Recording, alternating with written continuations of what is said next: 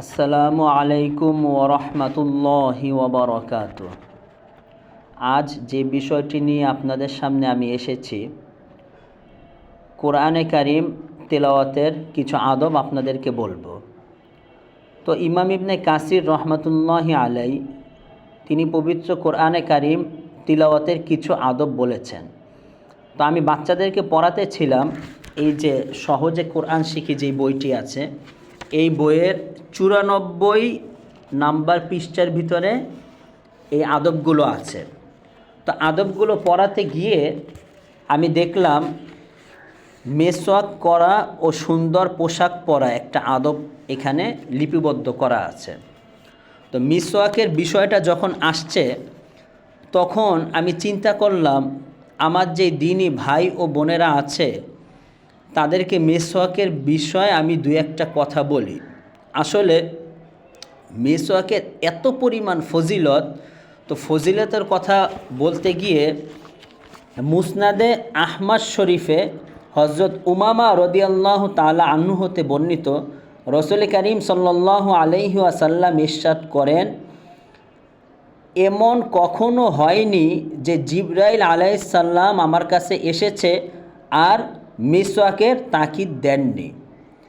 আমার আশঙ্কা হচ্ছিল যে মিসওয়াকের কারণে আমার মুখের অগ্রভাগ ছিলে না ফেলি। আর মিসওয়াকের অনেক নিয়ম আছে, অনেক ফজিলত আছে, অনেক কিছু আছে মিসওয়াকের বিষয়। কিন্তু আমার কাছে আশ্চর্য যে বিষয়টা লেগেছে, মিসওয়াকের কারণে এই দুনিয়াতেই আমাদেরকে আল্লাহ পাক রব্বুল আলামিন এমন কিছু ফায়দা, এমন কিছু উপকার দিবেন যা আমরা চাই, যা আমাদের জন্য দরকার। তো আমার অনেক ভাই, আমার অনেক বোন এই বিষয়গুলো জানে না। আর আল্লাহ রসুল সাল্লাল্লাহু আলাইহি ওয়াসাল্লাম বলে গিয়েছেন, বাল্লিগু আন্নি ওয়ালাউ আয়া। তো সেই দৃষ্টিকোণ থেকে আমি আপনাদের সামনে মিসওয়াকের কিছু এই দুনিয়াবি ফায়দা, ইহুকালীন ফায়দার কথা আমি আপনাদেরকে বলবো।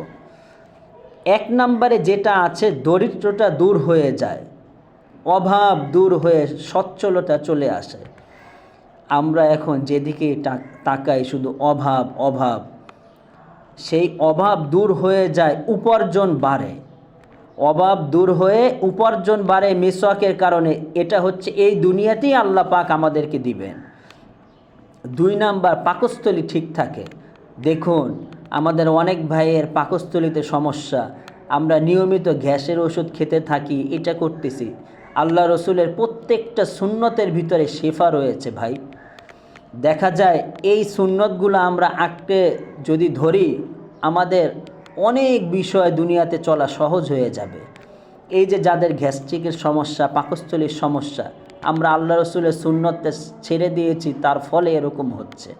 তো পাকস্থলীর সমস্যা দূর হয়, স্মরণ শক্তি ও জ্ঞান বাড়ে, মেধা শক্তি এবং জ্ঞান বাড়ে, অন্তর পবিত্র হয় এবং সৌন্দর্য বাড়ে। চেহারার লাবণ্য, সৌন্দর্য, অন্তরের সৌন্দর্য বেড়ে যায়। দাঁতের মাড়ি শক্ত হয়।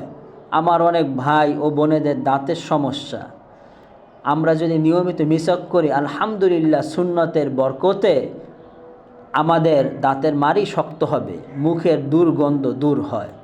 তো আশ্চর্যের বিষয় যেটা, এক নাম্বার যেটা, দরিদ্রতা দূর হয়ে যায়। এই জন্য আমরা সকলে আসি, আল্লাহ রসুলের প্রত্যেকটা সুন্নতকে আমরা আঁকড়ে ধরি। আর কোরআনে কারিম তিলাওয়াতের যে আদবগুলো আছে, এগুলো ধারাবাহিকভাবে ইনশাআল্লাহ বর্ণনা করব। অবশ্যই আপনারা সকলেই আমার সাথে থাকবেন এবং আমাকে সাহায্য করবেন। কোনো আর্থিক সাহায্য নয়, সাহায্য করবেন কোরআনের খেদমতের সাথে জুড়ে থেকে এই কাজটাকে প্রচার প্রসার করার একজন মাধ্যম হিসাবে থাকবেন ইনশাআল্লাহ।